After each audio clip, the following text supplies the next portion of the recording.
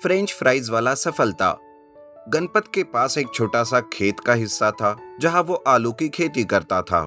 इस बार आलू की अच्छी फसल निकली थी। वो आलू एक गांव के ही बड़े व्यापारी सुधाकर को बेचता था। इस बार भी वो सुधाकर के पास जाता है।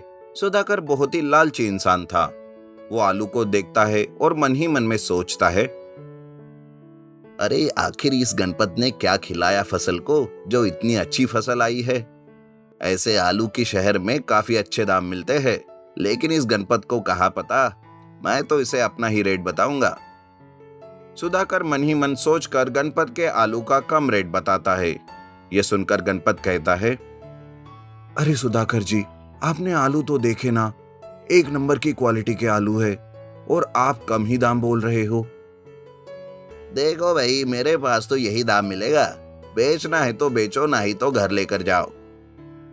सुधाकर को लगा था कि ऐसा कहने से गणपत कम दामों पर आलू बेचने के लिए तैयार हो जाएगा, लेकिन इस बार गणपत आलू को सुधाकर के पास नहीं बेचता। वो मना करके आलू से भरी घर लेकर आ जाता है। घर पर उसकी बीवी कमला कहती है, अच्छा हो गया जो आलू आपने उस लालची सुधाकर को नहीं बेचा।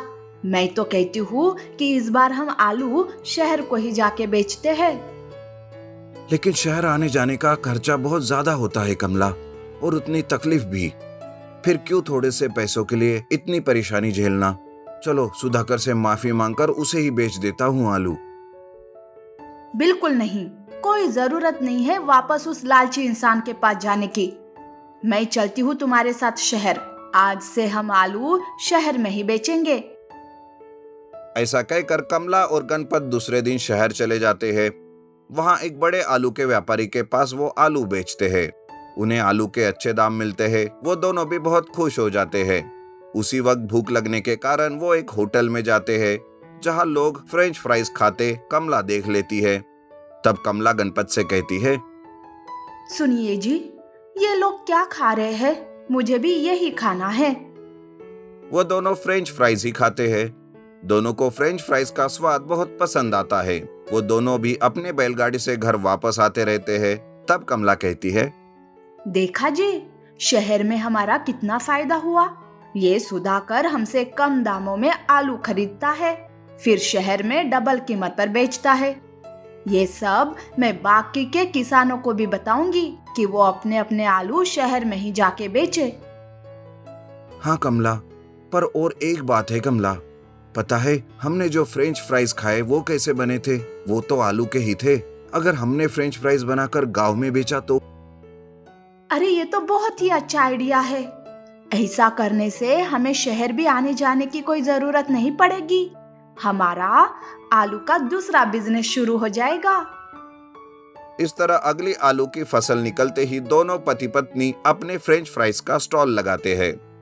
गांव में लोगों के लिए वो फ्रेंच फ्राइज नए थे, इसलिए लोगों को फ्रेंच फ्राइज बहुत ही पसंद आते हैं।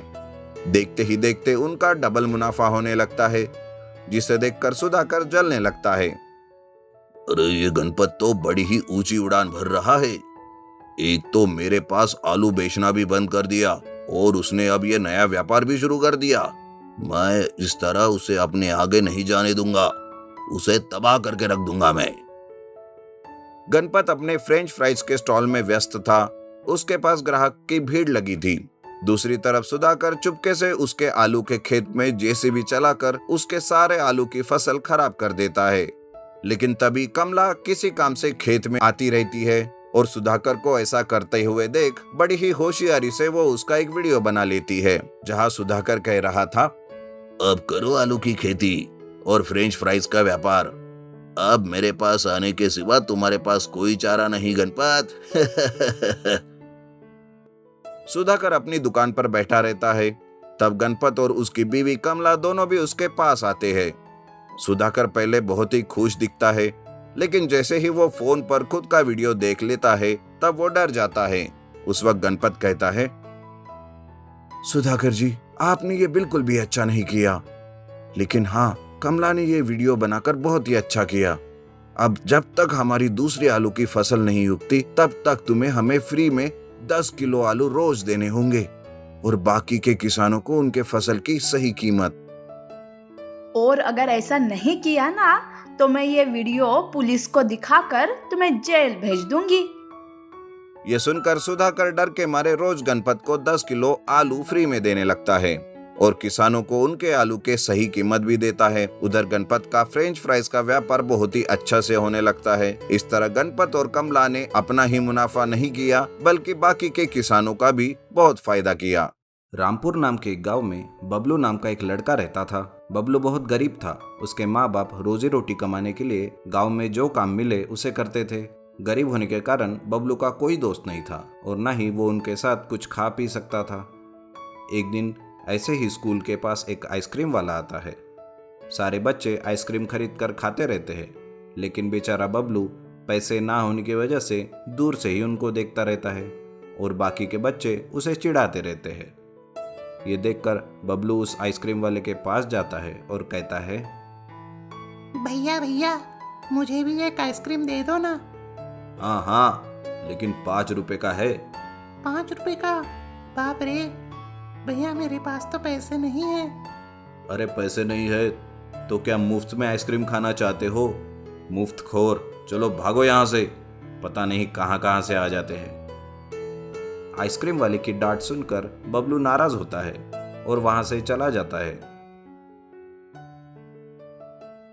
और एक पेड़ के नीचे जाकर बैठता है। तभी उसे किसी की आवाज आती है, रो मत बेटा बबलू, क्या हुआ मुझे बताओ। कौन है, पहले मेरे सामने आओ। बबलू के कहने पर पेड़ पर लगा हुआ एक फल नीचे गिरता है और बबलू से कहता है, बबलू मैं हूँ, क्या तुम मुझे बताओगे नहीं क्या हुआ? अरे तुम फल होकर बात कैसे कर सकते हो? मैं एक जादुई फल हूँ और तुम्हारी मदद करना चाहता हूँ। तुम्हें आइसक्रीम खाने नहीं मिली इसलिए रो रहे हो ना, तो ये लो, मैं तुम्हें एक आइसक्रीम साइकिल देता हूँ। इससे तुम जितनी चाहे उतनी आइसक्रीम खा सकते हो और साथ में किसी गरीब को बिना पैसे लेकर खिला भी सकते हो। लेकिन जिसके पास पैसे है उन्हें बेच भी सकते हो, जिससे तुम्हारे घर वालों को भी पैसे की मदद होगी। बहुत बहुत शुक्रिया जादुई फल, लेकिन जादुई फल मैं तो अभी बहुत छोटा हूँ, मैं तो इसे चला भी नहीं सकता। ठीक है, जब तक तुम साइकिल चलाने लायक बड़े नहीं होते तब तक मैं पंख लगा कर देता हूँ, जिससे यह साइकिल उड़ने लगेगी। अब जाओ और मजे करो। ऐसा बोलकर जादुई फल वापस जाकर अपने टहनी पर लग जाता है। बबलू सबसे पहले जी भरकर अपनी मनपसंद आइसक्रीम खाता है। उसके बाद जैसे ही वो आइसक्रीम साइकिल पर बैठता है, उसके 2 पंख निकल आते हैं और आइसक्रीम साइकिल हवा में उड़ने लगती है। बबलू नज़ारों का मजा लेते हुए नदी, पहाड़ और जंगल के ऊपर से उड़ते हुए अपने गांव पहुंचता है और जहां बच्चे खेलते रहते हैं वहां उतरता है और वो कहता है, जो आइसक्रीम खाने के लिए पैसे दे सकता है वो पैसे देकर खाओ, और जो नहीं दे सकता वो भी खा सकता है। ऐसा बोलते ही गरीब और सभी बच्चे आइसक्रीम खाने के लिए टूट पड़ते हैं। फिर बबलू कहता है, अरे दोस्तों, ऐसे ही आइसक्रीम खाते रहोगे या फिर मेरे साथ हवा में उड़कर आइसक्रीम खाने का मजा लोगे? चलो मेरे साथ।